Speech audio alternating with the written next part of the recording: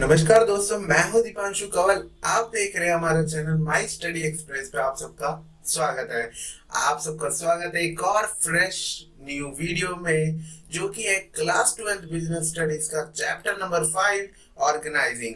ये बहुत ही important chapter है आपके एग्जाम पर्सपेक्टिव में। इसमें काफी ऐसे क्वेश्चंस हैं जो मैं आपको वीडियो में बताऊंगा कि एग्जाम में सीधे सीधे पूछे जाते हैं। और उन क्वेश्चंस में ज्यादातर लोग मिस्टेक करते हैं क्योंकि कंफ्यूजन होती है, एक बेसिक कॉन्सेप्ट नहीं पता होते, जिसकी वजह से वो गलत करके आते हैं। तो इस वीडियो को देखने के बाद वो आप क्वेश्चन बिल्कुल गलत नहीं करेंगे, ये मेरा प्रॉमिस है। अब चलते हैं, जल्दी से शुरू करते हैं। वीडियो को बड़ा ध्यान से देखना। सबसे पहले हम पढ़ेंगे दिस वीडियो इंक्लूड्स। इस वीडियो में हम क्या पढ़ने वाले हैं? बेसिक सा इंट्रोडक्शन पढ़ेंगे, जिसमें मीनिंग, इसका मीनिंग समझेंगे, क्या मतलब है ऑर्गेनाइजिंग का, क्या प्रोसेस है, कैसे कैसे इसको किया जाता है, इसकी इम्पोर्टेंस समझेंगे कि ऑर्गेनाइजिंग की क्या नीड है हमारे लिए और ऑर्गेनाइजेशन के लिए। और उसके बाद हम पढ़ने वाले एक यूनिक सा कॉन्सेप्ट है जो कि स्पैन ऑफ मैनेजमेंट, इसको समझेंगे। और उसके बाद वीडियो के लास्ट में, जैसे कि हमेशा हम करते हैं, टुडेस क्विज, आज का सवाल जो हमने आज पढ़ा है वीडियो में उसी से रिलेटेड होगा, आपकी नॉलेज को चेक करने के लिए। तो जल्दी से देर ना करते हो, वीडियो को ध्यान से देखना और सारे पॉइंट्स क्लियर हो जाएंगे आपके। तो मीनिंग पे चलते हैं। मीनिंग में क्या है? मीनिंग में हम ऑर्गेनाइजिंग का बेसिक कॉन्सेप्ट समझेंगे। ऑर्गेनाइजिंग क्या है? ये एक प्रोसेस है जिसमें ह्यूमन एफर्ट को असेंबल रिसोर्सेज, रिसोर्सेज जो हमारे होते हैं, पहले तो इनको समझते हैं। ह्यूमन एफर्ट्स क्या होते हैं? जो भी एम्प्लॉयज काम करते हैं हमारे, उनके जो एफर्ट्स, वो क्या क्या जॉब्स कर रहे हैं, वो एफर्ट्स।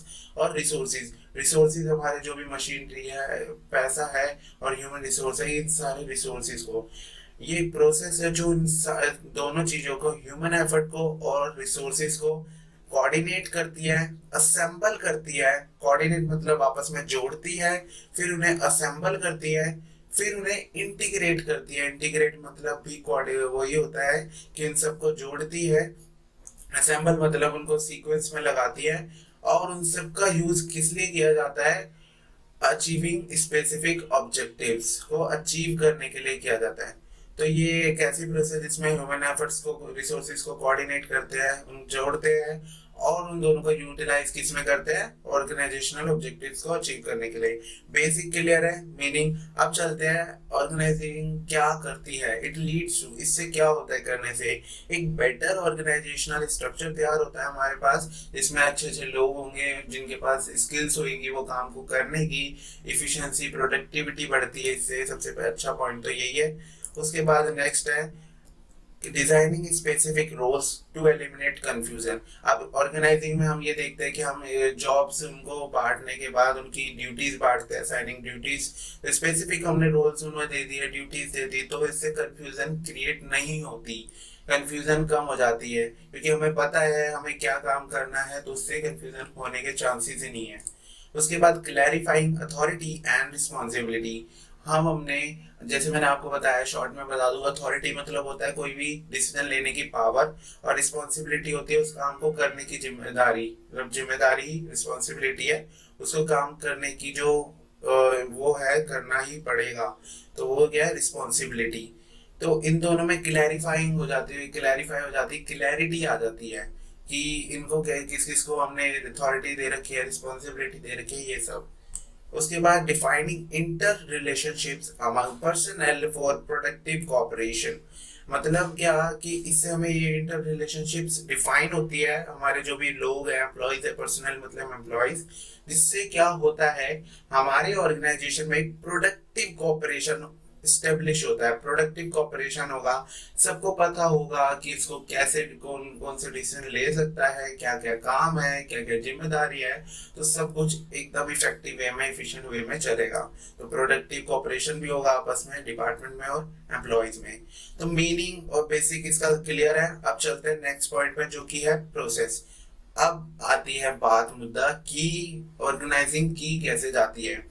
अब ये बहुत जरूरी है, क्योंकि क्या होता है, क्वेश्चंस जो पूछे जाते हैं, आपको बता दूं मैं इंपॉर्टेंट क्वेश्चंस क्या है, कि क्वेश्चंस में ये पूछा जाता है, केस स्टडी दी जाती है और उसमें पूछा जाता है ये कौन से स्टेप के बाद की गई है, कौन सी प्रोसेस का कौन सा स्टेप है, और उसके नेक्स्ट 2-3 स्टेप्स पूछ लिया जाते हैं, तो वो हम समझेंगे। तो पहला है प्रोसेस का step number 1, identification and division of work. Organising करने के लिए सबसे पहला काम क्या करना होता है हमें, कि जो भी हमारे पास काम आया है पहले तो उसको आइडेंटिफाई करना। आइडेंटिफाई मतलब ढूंढना। फॉर एग्जांपल हमारी शूज फैक्ट्री या बैग की फैक्ट्री है, तो हमारे पास टारगेट आ गया है ना कि आपको 1000 बैग बनाने देने हैं, तो काम आ चुका है। अब हम इसको डिवाइड करते हैं। हम 1000 बैग को जो है डेज वाइज डिवाइड कर सकते हैं कि भाई एक दिन में 100 बैग्स बनाने हैं, ये प्रोडक्ट को करना है। उसके बाद हम क्या करते हैं, डिपार्टमेंटलाइजेशन। उसके अकॉर्डिंग काम बांट दिए हमने लोगों के, भाई ये काम है, एक एक दिन में हमें 100 बनाने हैं, तो उन्हें कैसे कैसे किया जाना है। उसके बाद डिपार्टमेंटलाइजेशन में होता है जो सेम नेचर की एक्टिविटी होती है। अब काम तो बहुत सारे होंगे, जैसे कि सेल्स करना, प्रोडक्शन करना और सामान खरीदना, परचेज डिपार्टमेंट ये करेगा, मार्केटिंग करना, बहुत सारे काम होंगे, स्टोरेज वगैरह। तो उन सारे काम की सेम एक्टिविटी जो होगी, सेम नेचर होगा, उनको हम ग्रुप कर देते हैं, एक साथ इकट्ठा करते हैं एक डिपार्टमेंट में। फॉर एग्जांपल किसी का काम है बैग से रिलेटेड ही है, किसी का काम है जो मटेरियल लगता है, वो कपड़ा लगता है, वो खरीदना। उसके लिए प्लास्टिक के जो टायर वगैरह होते हैं जैसे सूटकेस वगैरह में आते हैं, वो खरीदना। तो उन सारे परचेजेस की जो भी है वो परचेजेस डिपार्टमेंट को हमने दे दिया। तो डिपार्टमेंटलाइजेशन में ये हुआ, हमने किया सेम एक्टिविटीज को ग्रुप कर दिया। फिर आता है signing off duties. Duties assign कर दिया हमने, जिसको काम जो भी हमने देने की, पर परचेज डिपार्टमेंट को ये करना है, यहाँ से सामान खरीदना है, बाकी वालों को जो भी सेल्स का है उन्हें ये डिलीवर करना है, सेल करना है, ये सब। तो ड्यूटीज असाइन कर दी। और ड्यूटीज कैसे असाइन की जाती है, उनकी कैपेबिलिटी के ऊपर कि वो कौन सा काम कर सकते हैं, नेचर ऑफ वर्क क्या है उनका, उसके अकॉर्डिंग ही ड्यूटीज असाइन की जाती है हर पोस्ट की। उसके बाद है नेक्स्ट पॉइंट है, फोर्थ स्टेप है एस्टेब्लिशिंग रिपोर्टिंग रिलेशनशिप। अब ये मैं आपको बता दूं आसान लैंग्वेज में क्या है।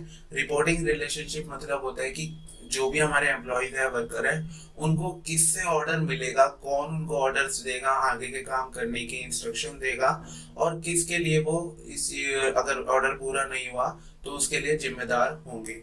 ये चीज बताना ही एस्टेब्लिशिंग रिपोर्टिंग रिलेशनशिप के अंदर आता है। तो 4 स्टेप बता दिए, इसका एग्जांपल से आप याद कर सकते हो, IDAE। ये आइडिया जैसा कुछ वर्ड बन रहा है। तो आई से आइडेंटिफिकेशन वाला, डी से डिपार्टमेंटलाइजेशन, ए से साइनिंग ऑफ ड्यूटीज, ई से एस्टेब्लिशिंग रिपोर्टिंग रिलेशनशिप। अब चलते हैं इम्पोर्टेंस पे, कि ऑर्गेनाइजेशन की नीड क्या, हमारे लिए क्या इम्पोर्टेंस है, क्यों हमारे लिए जरूरी है। तो सबसे पहले बेनिफिट्स ऑफ स्पेशलाइजेशन। ये आपको बता दूं मैं बहुत ही आसान लैंग्वेज में। इसका मतलब होता है ऑर्गेनाइजेशन में क्या होता है, ऑर्गेनाइजिंग में, कि एक बड़ा काम नहीं दिया जाता, उस बड़े काम को छोटा सा पार्ट करने को दिया जाता है, क्योंकि हम डिवाइड कर देते हैं वर्क को। तो वो एक छोटा सा काम को आप बार बार कोई चीज करोगे, छोटा सा काम हो, बड़ा नहीं, छोटा सा कोई काम है। तो एग्जांपल ले लेते हैं, जैसे कोई बंदा है वर्किंग करता है IT कंपनी में, उसका काम होगा कि वो एक दिन में 100, जैसे उसकी कंपनी में 100 कंप्यूटर्स है, उसे मॉर्निंग में आके उन्हें ऑन करना है, बस ये काम है उसका। तो वो एक ही काम को ऑन करने में ज्यादा कुछ मेहनत नहीं लगती, बटन दबाने होते हैं बस। तो इस काम में उसको ज्यादा मेहनत नहीं लगेगी, मेहनत तो लगेगी, लेकिन उसके पास स्किल आ जाएगी उस काम को बार बार रिपीटेशन करने पे। तो उससे क्या हुआ, स्पेशलाइजेशन आ गई। ऐसे ही इसमें होता है। फिर चलते हैं नेक्स्ट पॉइंट, जो कि clarity in working relationship. Working relationship में क्लैरिटी आती है कि हम डिफाइन कर देते हैं किसके क्या रोल्स है, किसको कौन से कहाँ से ऑर्डर लेने हैं, किसके लिए अकाउंटेबल है वो बंदा, और सारे जो भी अथॉरिटी एंड रिस्पॉन्सिबिलिटी है वो सब डिफाइन कर देते हैं, सबको बता देते हैं।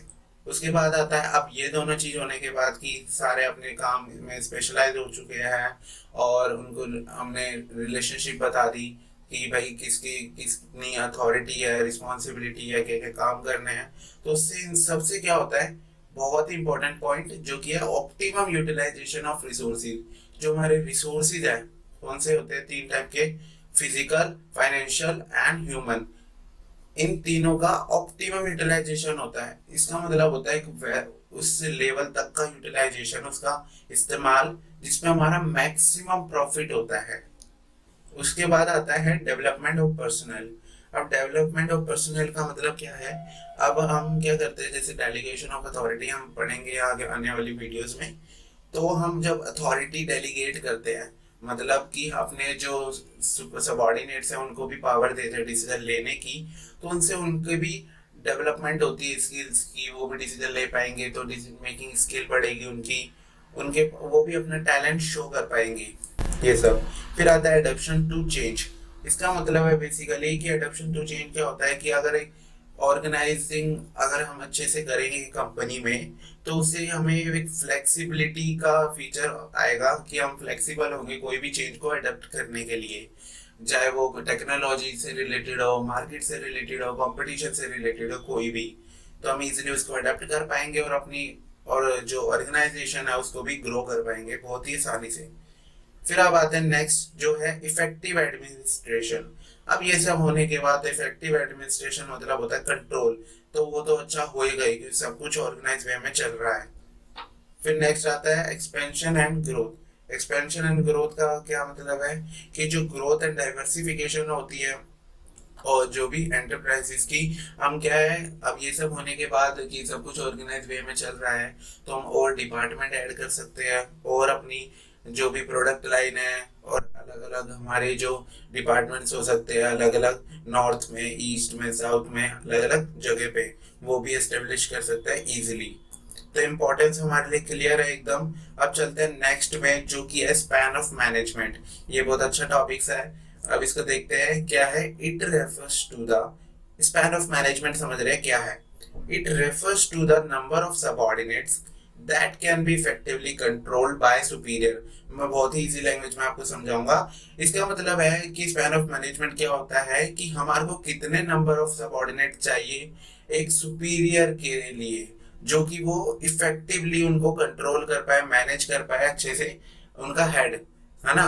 तो ये इसका मीनिंग निकल के आता है। अब स्पैन ऑफ मैनेजमेंट दो टाइप के होते हैं, एक नैरो होता है और एक वाइडर होता है। अब ये ऐसे तो हमें समझ नहीं आएगा, हमें फोटो से समझते हैं। नेक्स्ट, तो ये है स्पैन ऑफ मैनेजमेंट का एग्जांपल। अब नैरो में क्या होता है कि टॉल स्ट्रक्चर बनता है। टॉल स्ट्रक्चर क्यों? क्योंकि इसमें लेवल्स जो होते हैं वो ज्यादा होते हैं, एम्प्लॉयज कम होते हैं। देख लो आप, फर्स्ट लेवल में 2 है, सेकंड वाले में 4 है, ऐसे कर करके लेवल तो ज्यादा हो रहे हैं लेकिन उसमें एम्प्लॉयज कम है। लेकिन वाइडर स्पैन ऑफ मैनेजमेंट में क्या होता है, फ्लैट ऑर्गेनाइजेशन होती है, टॉल नहीं है, फ्लैट है। अब इसमें फर्स्ट लेवल में 5 एम्प्लॉयज आ गए, ठीक है। इसी तरह से ये होता है। स्पैन ऑफ मैनेजमेंट हमने कर लिया, बाकी की इंपॉर्टेंट जो भी है वो हम नेक्स्ट वीडियो में कंप्लीट करेंगे ऑर्गेनाइजेशनल स्ट्रक्चर के बारे में। ओके, तो फिर अब चलते हैं हम नेक्स्ट पॉइंट पे जो कि हमारा बहुत important today's quiz. Today's quiz में हम देखने वाले हैं क्वेश्चन क्या है, केस स्टडी है। केस स्टडी जो आपने आज पढ़ा है उसी में से है, तो दिमाग लगाना है आपको। तो केस स्टडी कहती है identify the function of management which coordinate human effort, physical resources to achieve organisational goals. कौन सा ऐसा फंक्शन ऑफ मैनेजमेंट है जो ह्यूमन एफर्ट को कोऑर्डिनेट करता है, फिजिकल रिसोर्सेज को कोऑर्डिनेट करता है ऑर्गेनाइजेशनल गोल्स को अचीव करने के लिए। आई थिंक हिंट आपको लग चुका होगा आंसर क्या है। तो देर ना करते हुए कमेंट में जाके फटाफट लिखिए कि आंसर क्या है, तो इससे आपकी नॉलेज भी चेक हो जाएगी। वीडियो अच्छी लगी हो तो लाइक करें, शेयर करें अपने दोस्तों को, अपने स्कूल ग्रुप में, स्टडी ग्रुप्स में, और सब्सक्राइब तो जरूर कर लेना क्योंकि ऐसे ही नोटिफिकेशन अच्छी अच्छी वीडियोस की आपको सबसे पहले मिलती रहेगी। बेल आइकन भी जरूर दबाएं। Stay home, save lives. Thanks for watching, see ya, have a good day.